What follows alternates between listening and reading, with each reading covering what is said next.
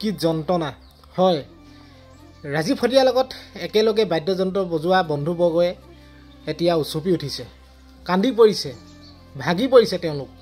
হয়, ৰাজীৱ হদিয়াৰ ককাইদেউ আদ্য শ্ৰাদ্ধত উপস্থিত হৈ বন্ধুবৰ্গই কি ক'লে আপোনালোকে শুনি সঁচাকৈ চকুলো ওলাব। আপোনালোকৰ কথা ক'ব পৰা নাই তেওঁলোকে।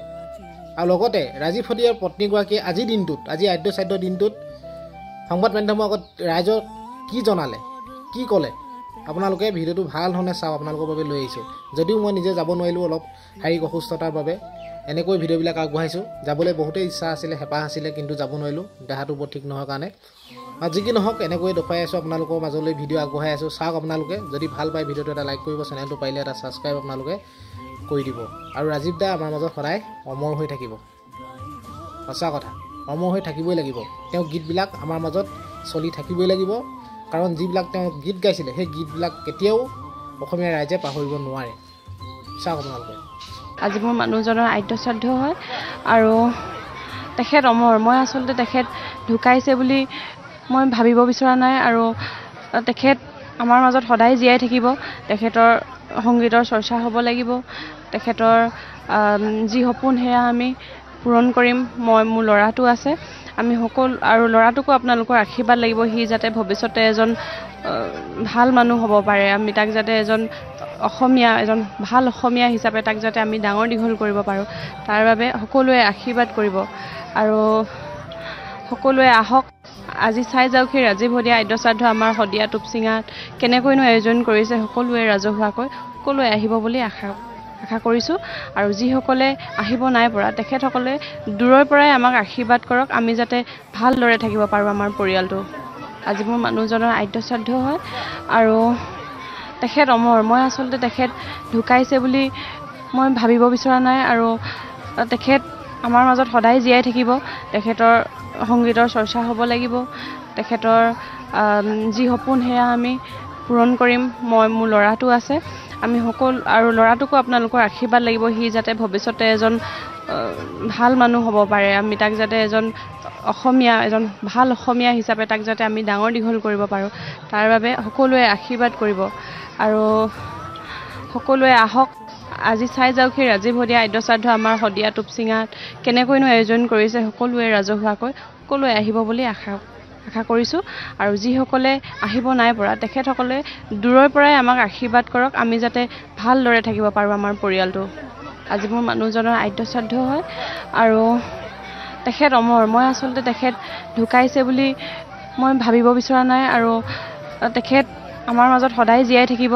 তেখেতৰ সংগীতৰ চৰ্চা হ'ব লাগিব। তেখেতৰ যি সপোন সেয়া আমি পূৰণ কৰিম। মোৰ ল'ৰাটো আছে, আমি সকলো, আৰু ল'ৰাটোকো আপোনালোকৰ আশীৰ্বাদ লাগিব। সি যাতে ভৱিষ্যতে এজন ভাল মানুহ হ'ব পাৰে। আমি তাক যাতে এজন ভাল অসমীয়া হিচাপে তাক যাতে আমি ডাঙৰ দীঘল কৰিব পাৰোঁ, তাৰ বাবে সকলোৱে আশীৰ্বাদ কৰিব। আৰু সকলোৱে আহক, আজি চাই যাওক সেই ৰাজীৱ হদিয়া আদ্য শ্ৰাদ্ধ আমাৰ শদিয়া টুপচিঙাত কেনেকৈনো আয়োজন কৰিছে। সকলোৱে ৰাজহুৱাকৈ সকলোৱে আহিব বুলি আশা কৰিছোঁ। আৰু যিসকলে আহিব নাই পৰা, তেখেতসকলে দূৰৰ পৰাই আমাক আশীৰ্বাদ কৰক, আমি যাতে ভালদৰে থাকিব পাৰোঁ আমাৰ পৰিয়ালটো। আজি মোৰ মানুহজনৰ আদ্য শ্ৰাদ্ধ হয় আৰু তেখেত অমৰ। মই আচলতে তেখেত ঢুকাইছে বুলি মই ভাবিব বিচৰা নাই, আৰু তেখেত আমাৰ মাজত সদায় জীয়াই থাকিব। তেখেতৰ সংগীতৰ চৰ্চা হ'ব লাগিব। তেখেতৰ যি সপোন সেয়া আমি পূৰণ কৰিম। মোৰ ল'ৰাটো আছে, আমি সকলো, আৰু ল'ৰাটোকো আপোনালোকৰ আশীৰ্বাদ লাগিব। সি যাতে ভৱিষ্যতে এজন ভাল মানুহ হ'ব পাৰে। আমি তাক যাতে এজন ভাল অসমীয়া হিচাপে তাক যাতে আমি ডাঙৰ দীঘল কৰিব পাৰোঁ, তাৰ বাবে সকলোৱে আশীৰ্বাদ কৰিব। আৰু সকলোৱে আহক, আজি চাই যাওক সেই ৰাজীৱ হদিয়া আদ্য শ্ৰাদ্ধ আমাৰ শদিয়া টুপচিঙাত কেনেকৈনো আয়োজন কৰিছে। সকলোৱে ৰাজহুৱাকৈ সকলোৱে আহিব বুলি আশা কৰিছোঁ। আৰু যিসকলে আহিব নাই পৰা, তেখেতসকলে দূৰৰ পৰাই আমাক আশীৰ্বাদ কৰক, আমি যাতে ভালদৰে থাকিব পাৰোঁ আমাৰ পৰিয়ালটো। বন্ধু পাহৰি নাযাবা দে, জীৱন নাতৰ ভাওলৈ নুমলা স্মৃতি ৰাখিবা দে। এনেকুৱা এজন মানুহ হৰুৱাব পাৰে। ৰাজীৱ হদিয়াৰ নিজকে খুব বেয়া লাগিছে। ইমান দিন কাষত থাকি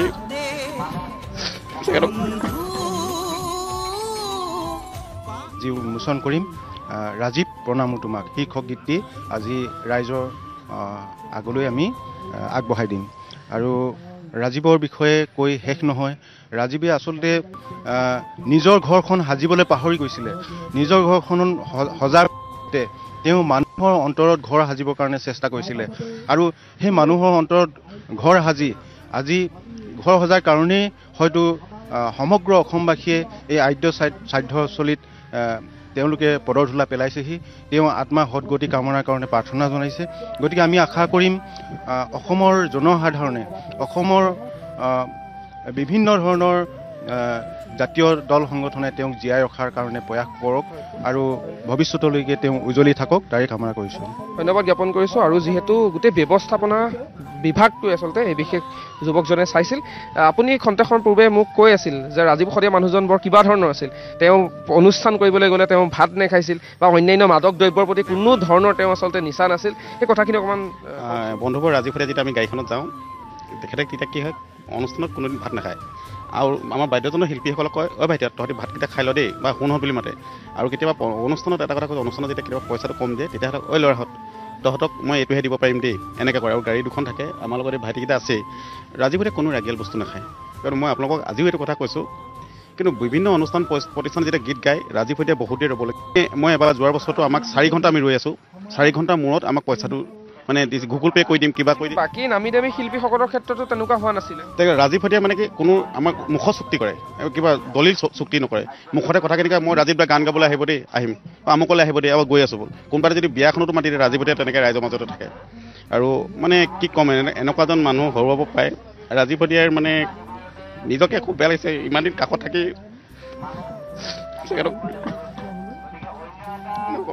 আৱেগিক হৈ পৰা পৰিলক্ষিত হৈছে সতীৰ্থসকল। আপুনি কি বজাইছিলে তেখেতৰ সৈতে? গীটাৰ বজাইছিলোঁ। হয় হয়। আপোনাকো মই সেই একেটাই প্ৰশ্ন কৰিব বিচাৰিছোঁ, ৰাজীৱ দাৰ সৈতে অনুষ্ঠান পৰিৱেশন কৰিবলৈ গৈ কেতিয়াবা আপোনালোকে প্ৰাপ্য পইচাকেইটাও পাব নাপায়, কাৰণ কমিটিয়ে আপোনালোকক দিয়া নাছিলে বুলি কৈছে, যিহেতু ব্যৱস্থাপনা দিশটো তেখেতে চাইছিলে। তাৰপিছতো আপোনালোকে ওজৰ আপত্তি নকৰিছিল, মানুহজনৰ লগতে আছিল, কেনেকৈ সম্ভৱ আছিল? মানে ৰাজীৱ দাৰ লগত থাকি আমাৰ পইচাৰ কথা মানে তেনেকুৱাকৈ আহি নপৰে। আমি তাৰ লগত থাকি খুব ভাল লাগিছিলে। কাৰণ কেলৈ হয় হয় হয় হয় কাৰণ কেলৈ ৰাজীৱ দাই মানে দেশ জাতি মাতি গান গায়, যিখিনি গান দি থৈ গ'ল সেইখিনি গানত লগে আমি মানে গোটেই তেনেকৈ আৰু ভাল লাগিছিলে তেওঁৰ লগত থাকি। আৰু জাতি মাতি ভেটি আৰু সমান্তৰালভাৱে এই যিসমূহ গীত তেওঁ পৰিৱেশন কৰিছিল, জাতীয়তাবাদৰ হওক বিপ্লৱী যিবোৰ গীত তেওঁ আচলতে গাইছিল। বাকী মানুহৰ কিন্তু আবদাৰো আছিল ইটো গীত গাব লাগে সিটো গীত গাব লাগে। তাৰপাছতো মানুহজনে কিন্তু জাতি মাতি ভেটিৰ কথাই একদম শেষ সময়লৈকে খামুচি ধৰি থাকিলে। আপোনালোক যেতিয়া লগত আছিল, আপোনালোকৰ মাজত অনুষ্ঠানবোৰ পৰিৱেশন কৰিবলৈ যাওঁতে এনেকুৱা কিবা স্মৰণীয় মুহূৰ্ত আছিল নেকি? সেই মুহূৰ্তটো যিটো মুহূৰ্ত ৰাজীৱ দাই খুব হাঁহি সঁচাকৈ আচলতে আমোদ লৈছিল, কেতিয়াবা তেওঁ মানুহজনৰ খং উঠিছিল, তেনেকুৱা কিবা স্মৰণীয় মুহূৰ্ত আছে নেকি অনুষ্ঠান পৰিৱেশন কৰিবলৈ যাওঁতে? হয়, আমি ৰাজীৱ দাৰ লগততো বহুত ধেমালি কৰি থাকোঁ, লগতে যাওঁ, লগতে আমাৰ লগতো বহুত ধেমালি কৰে ৰাজীৱ দাই।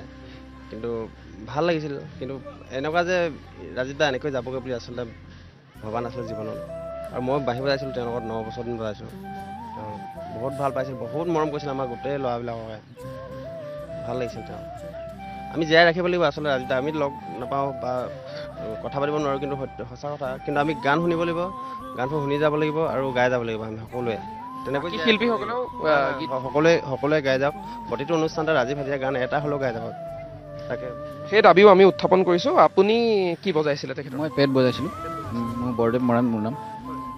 আৰু কিমান সংখ্যক গীত থাকি গ'ল যিসমূহ সুৰ দিয়া নহ'ল, যিসমূহ কণ্ঠদান কৰা নহ'ল? বহু গীত আছে বুলি কৈছে।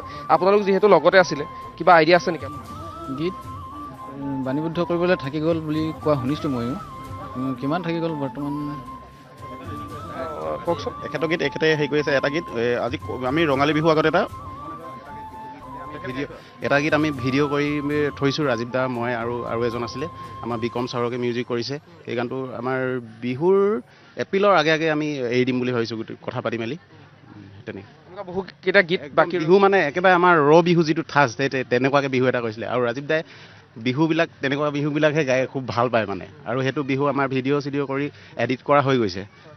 ধন্যবাদ জ্ঞাপন কৰিছোঁ। এটা জানো আমাৰ লগত যিখিনি বাদ্যযন্ত্ৰ শিল্পী আছে 8জন বা 9জন আছে, এওঁলোকক যাতে একেজন ব্যক্তিৰ লগত যদি যেনেকৈ বজাব পাৰে তেওঁলোকৰ সংস্থাপন হয়, মই আপোনাৰ তাৰ পৰা অনুৰোধ জনাওঁ একেলগে যাতে বজাব পাৰে। আমিও আচলতে সেয়া আহ্বানহে জনাব পাৰোঁ, সেই আচলতে সিদ্ধান্ত ল'ব পৰা হেৰি আমাৰ সৈতে নাই। আৰু এইবাৰ মই কেমেৰাটো অকণমান ঘূৰাই দিছোঁ। ৰাজ্যৰ বিভিন্ন প্ৰান্তৰ পৰা লোকসকলৰ সমাগম ঘটা পৰিলক্ষিত হৈছে। জাতি ধৰ্ম বৰ্ণ নিৰ্বিশেষে লোক আহি। আপুনি ক'ৰ পৰা আহিছে? মই অম্বিকাপুৰ সোণোৱালগাঁৱৰ পৰা আহিছোঁ। ৰাজীৱ শদিয়া আমাৰ মাজৰ পৰা গুচি গ'ল, কিন্তু ৰাজীৱ শদিয়া আজিও জীয়াই আছে। তাৰ চাক্ষুষ প্ৰমাণ হৈছে এই আজি যি পৰিৱেশৰ সৃষ্টি হৈছে। হয় হয় হয় তেখেতৰ মৃতকৰ আত্মাই যেন সদগতি পায় সেয়া কামনা প্ৰাৰ্থনা কৰিছোঁ আৰু কি কৰিম ন মোৰ ফালৰ পৰা এইটোকে কৈছোঁ আৰু তেওঁ যাতে মৃতকৰ আত্মাই সদগতি পায় আৰু আমাৰ এয়া প্ৰাৰ্থনা আৰু তেখেতৰ ওচৰত। ধন্যবাদ জ্ঞাপন কৰিছোঁ। মই আৰু এটা বক্তব্য ল'ব বিচাৰিছোঁ, অকণমান যদি আপুনি আগুৱাই আহে। একদম শেষ সময়ত এই দুজন যুৱক লগত আছিল বুলি কোৱা হৈছে। আপুনি কি বজাইছিলে তেখেতৰ লগত? মই তেখেতৰ সহশিল্পী আছিলোঁ।